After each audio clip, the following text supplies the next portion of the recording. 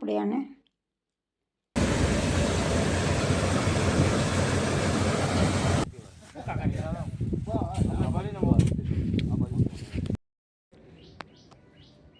હાય મિત્રો, કેમ છો? મજામાં?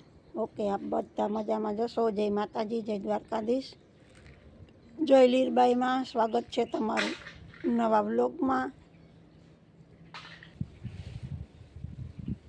નવા હોય તો લાઈક શેર અને સબસ્ક્રાઈબ કરતા રહેજો મિત્રો. તો ચાલો શરૂ કરીએ આજનો નવો વ્લોગ.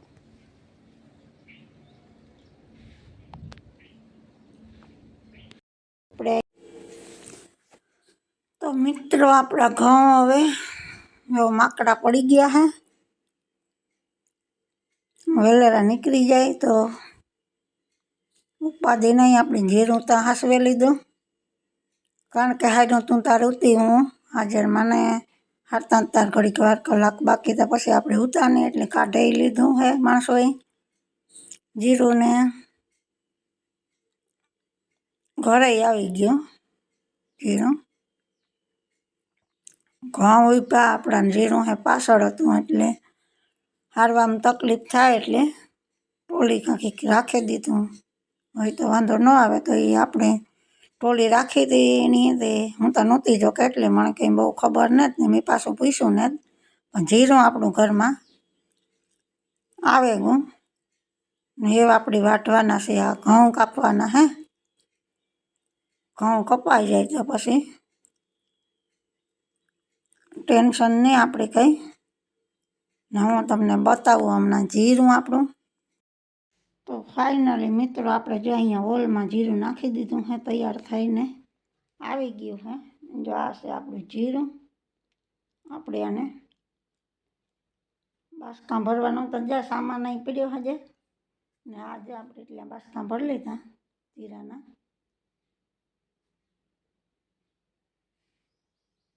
એટલે બાસકા ભરાણા ગણ્યા ને જ કંઈ.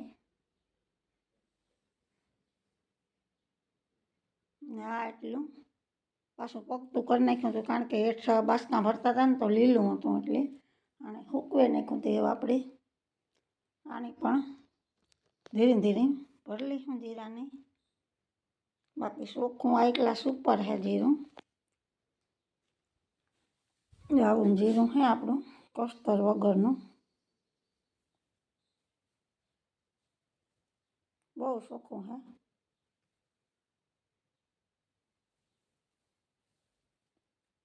આ છે આપણું જીરું.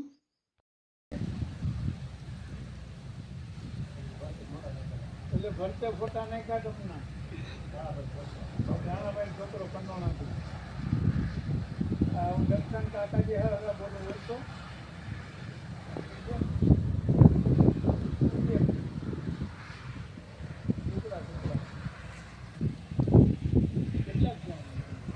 કેટલા નીકળાય તમારા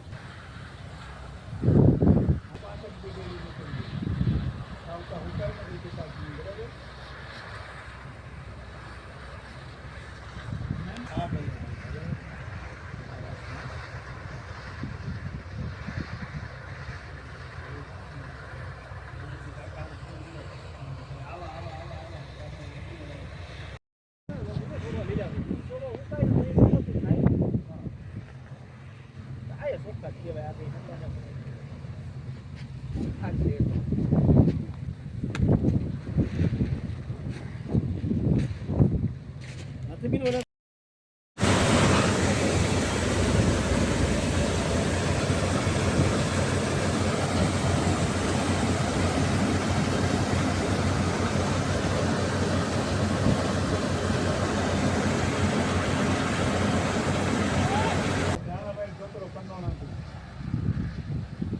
દર્શન કાકાજી હે બોલો બોલતો